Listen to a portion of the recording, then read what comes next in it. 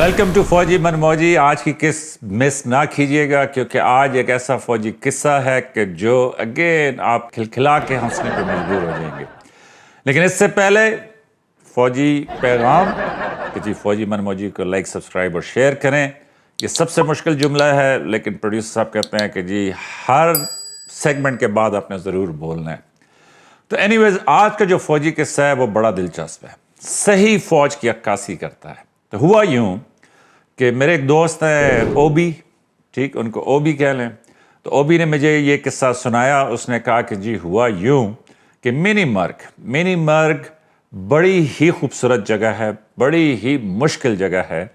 اگر آپ فارسی سمجھتے ہو تو مرگ کا مطلب ہے موت اور منی مرگ کا مطلب ہے چھوٹی موت, کم موت یا تھوڑی سی موت.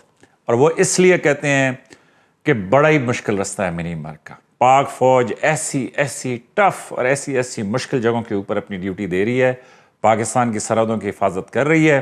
افواج پاکستان, نیوی, ایئر فورس, مطلب اس میں پولیس, وردی والے تمام شامل ہیں. تمام وردی والوں کا فوجی من موجی کا سیلوٹ. تو اوبی نے یہ کہا کہ ہوا یوں کہ منی مرگ پہ میس تھا فوجی, ٹھیک. وہاں پہ ظاہر ہے کہ سارے جو ہیں افسر کھانا شانا کھایا کرتے تھے. تو اس نے کہا وہاں پہ ایک تھے کیپٹن آغا, ٹھیک.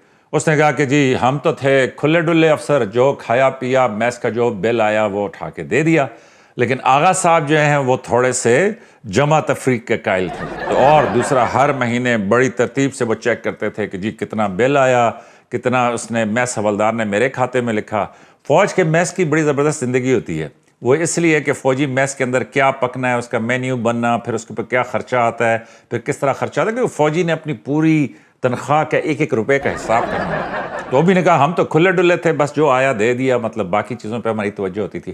آغا صاحب جو تھے وہ بڑے میٹیکولس, فوج کا ایک لفظ ہے میٹیکولس, کہ وہ بڑی اس پہ توجہ دیتے تھے. تو اس نے کہا کہ جی آغا صاحب نے مجھے کہا یار ادھر تو ظلم کی انتہا ہے. میں نے کہا کیا ہوا؟ اس نے کہا کہ اور منی مرگ میں برف ہی برف, مطلب وہاں پہ جو ہے نا راتوں کو بیٹھ کے یہی گپیں لگتی تھیں. اس نے کہا میں نے آج ناشتے کا بل چیک کیا. تو اس نے کہا پھر؟ اس نے کہا استاد یہ تو بڑا جو ہے نا اس نے ظلم تو نہ ہوا یہاں پہ. اس نے کہا ہوا کیا؟ اس نے کہا اور میس سیکٹری بھی ایک ہوتا ہے. میس سیکٹری کسی ایک افسر کی ڈیوٹی لگ جاتی ہے اور میس سیکٹری کا کام ہوتا ہے کہ وہ ریٹس طے کرے, مینیو طے کرے اور اس طرح کی ساری چیزیں طے کرے. اور میس حوالدار کا کام ہوتا ہے کہ وہ سروس دے. ویٹرز کا کام ہوتا ہے کہ وہ ہر چیز کا حساب کتاب رکھیں. اور میس حوالدار سارے بل بنا کے میس سیکٹری سے اپروو کروا کے سارے افسروں کو دیتا ہے. تو اوبی نے کہا کہ آگے نے یہ بتایا کہ 10 روپے کا پراٹھا, 20 روپے کی چائے اور 20 روپے کا انڈا. اب یہ وہ ان وقتوں کی میں بات کر رہا ہوں. تو 50 روپے ٹوٹل آپ سمجھیں کہ جی ناشتے کا بل تھا, ٹھیک. اور اس میں 36 روپے کی کالی مرچ. اس نے کہا میرا تو دماغ خراب ہو گیا. میں نے کہا 36 روپے کی کالی مرچ, 50 روپے کا ناشتہ ہے جس میں انڈا پراٹھا اور چائے شامل ہے, اور 36 روپے کی کالی مرچ. تو اس نے کہا جی میں نے تو بلا لیا میس حوالدار کو. میں نے کہا جناب واٹ از دس؟ اس نے کہا جی سر کیا ہوا ہے؟ میں نے کہا یہ 36 روپے کی کالی مرچ. اس نے کہا یس سر. تو میں نے کہا آر یو شیور؟ اس نے کہا جی سر. میں نے کہا کیسے 36 روپے کی کالی مرچ؟ اس نے کہا سر میجر صاحب جو میس سیکٹری ہیں ان سے میں نے پوچھا تھا کہ سر کالی مرچ کا کیا حساب کرنا ہے. تو میجر صاحب نے بتایا تھا کہ بھئی ایک دفعہ چھڑکے تو 3 روپے. تو اس دن آپ نے جب ناشتہ کیا ہے تو آپ نے 12 دفعہ کالی مرچ چھڑکی ہے. تو 12 ضربے 3, 12 تیے 36, تو 36 روپے کی کالی.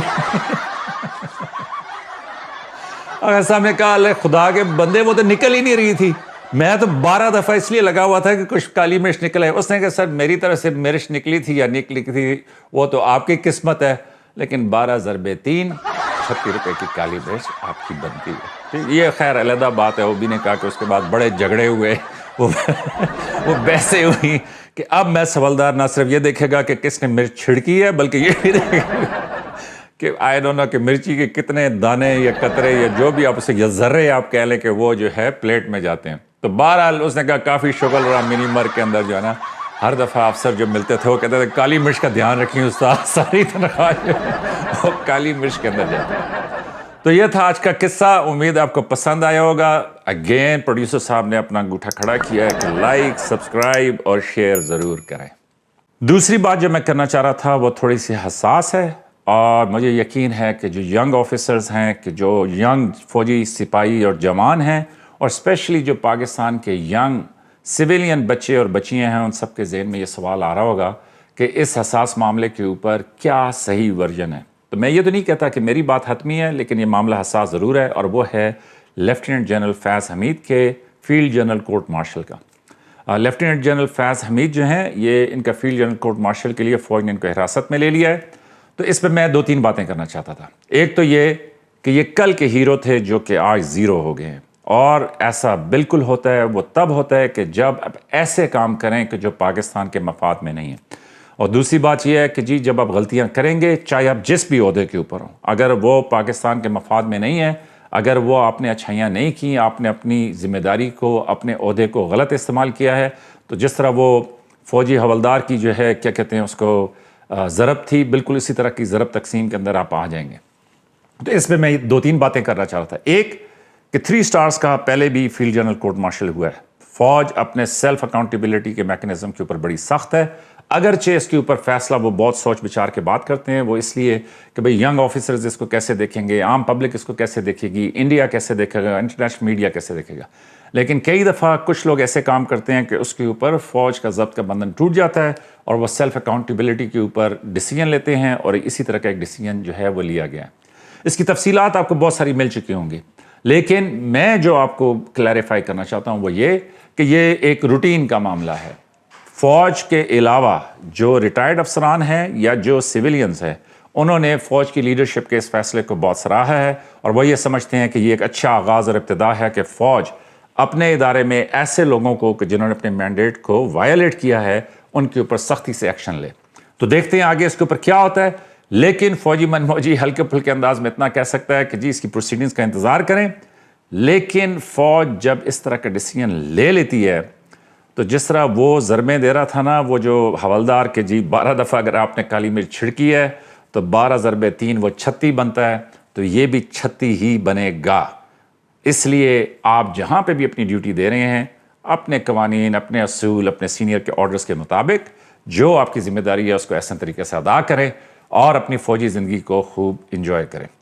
تو اگین آخر میں پروگرام کو لائک، سبسکرائب اور شیئر ضرور کریں. آپ کی محبتوں کی وجہ سے اللہ کا شکر ہے کہ ہم نے کافی ساری سبسکرپشنز جو ہے نا وہ حاصل کی ہیں. آپ بھی دیکھ رہے ہوں گے، چینل کو فالو کر رہے ہوں گے.